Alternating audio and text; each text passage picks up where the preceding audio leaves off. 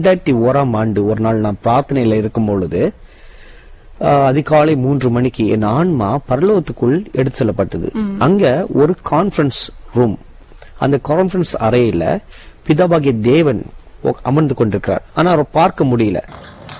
எனக்கு நல்லா வரும் வேண்டாம். அப்போ அந்த மேகத்துல ஒரு கை வெளியே வந்து இப்படி வா முன்னால வான்னு அழைத்தார். நம்புற மாதிரி அங்க இருக்குது. ஆரம்பத்துல நானும் தான் நம்பினாதான் சோறு போடுன்னு தாத்தா சொன்னாரு. அதுல இருந்து நம்பிட்டேன். நீங்க சாப்பிடுறீங்களா? இல்ல உண்மைதான் நம்புறேன். தெரிஞ்ச போல வாங்க.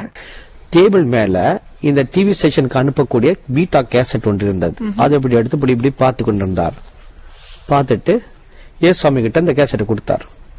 ஏசுவாமி அதை வாங்கி என்னை நோக்கி பார்த்து, நீ தயாரிக்கும் நிகழ்ச்சிகள் ரொம்ப அருமையாக இருக்குது, தரம் உயர்வாக இருக்குது.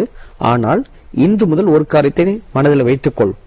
உன் மூலமாக இந்த தொலைக்காட்சி நிகழ்ச்சி உலகம் எங்கும் இனி போக போகிறது. நான் வித்தியாசமான ஒரு காரியத்தை செய்ய போகிறேன். எல்லா இன மக்களும் ஒரு நிகழ்ச்சியை பார்க்க போகிறபடினால அது தரம் ஒண்ணு ஹாலிவுட்க்கு மேல இருக்கணும் அல்லது அதுக்கு நிகராக இருக்கணும். தரம் குறையக்கூடாது. வாழ்க்கையில தப்பா ஒரு ப்ராஃபஸி ஒரு தடவை சொல்லிட்டுமே, முதல் முறை சொல்லிட்டுமே சொல்லிட்டு அவமானமாச்சு ஒரு பக்கம். இதுக்கு முன்னால ஒரு அவமானப்பட்டதே இல்லையா? ரீலுடுவான். அவ சொல்றா, இது 50% கரெக்டா இருக்கு, நீ 50% தப்பா போயிடுச்சு. அப்ப நான் சொன்னேன், சரி நீ ஒன்னும் கவலைப்படாதம்மா, எனக்கு அவமானம் ஆயிடுச்சா, கொஞ்சமா சமாளிக்கிறதுக்கு முயற்சி பண்ணிட்டு பரவாயில்ல நீ ஏதோ ஜோமனிக்க 50% கரெக்டா இருக்கு இல்லையா, மீதி 50% தூக்கி போட்டு. எவ்வளவு பெரிய கேவலம் தெரியுமா?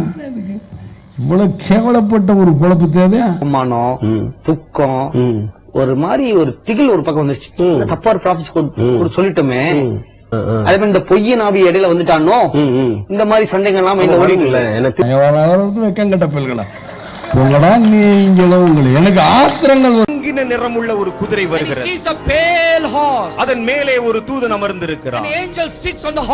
அவனுக்கு பேரே மரணம். அவனுடைய தொழில் மரணம். அவனுடைய சிந்தனை மரணம். அவன் ஜனங்களில் 1/4 பங்கு மக்களை கொலை செய்வதற்காக அனுப்பப்பட்ட ஒரு தூதன். அவன் சங்கார தூதன். கடைசி காலத்தில் தோன்றுகிற கொடிய மரணங்களில் மறிக்கிற எவனும் பரலோக ராஜ்யத்திற்குள் போக முடியாது என்று கர்த்தருடைய வேதம் சொல்லுகிறது. The Bible says all those who die in this time will never go to heaven. இது எவ்வளவு பெரிய பொய். The Lord appeared to me one day in the year 2006 and he said all your theology is wrong. நாங்கள அதான் சொல்றோம்.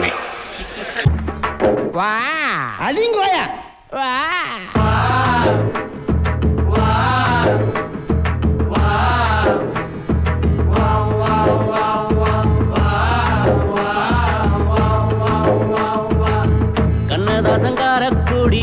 பேர சொல்லி ஊத்தி கூடி உன்னை கூடி மச்சான போல் பாட போறேன்டா.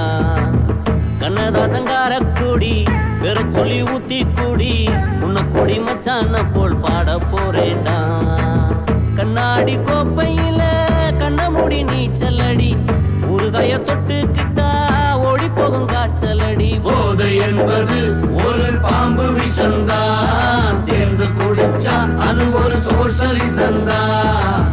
கண்ணதாசங்கார கூடி பேர சொல்லி ஊத்தி கூடி உன்னை கொடி மச்சான போல் பாட போறேன்டா.